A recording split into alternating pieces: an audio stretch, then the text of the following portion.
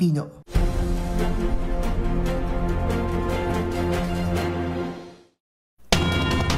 Sa iba pang balita, himas rehas naman ng isang call center agent sa kasong panggagahasa at pangingikil sa isang 19 anyos na estudyante na nakilala nito sa isang online dating application. Nagbabalik si Giselle Ricafort. Arestado ang isang call center agent sa pangahalay at pangingikil sa isang estudyante sa Parañaque City. Kinilala ng Southern Police District ang suspect na si Edward Herman, 25 taong gulang. Kinasuhan din ng disobedience to a person in authority.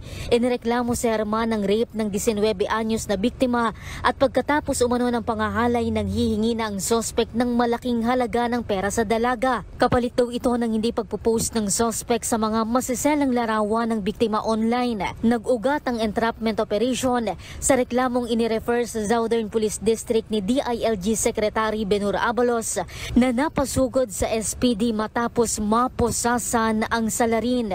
Para sa MBC TV Network News, ito si Giselle Ricafort, una sa Pilipinas, una sa Pilipino.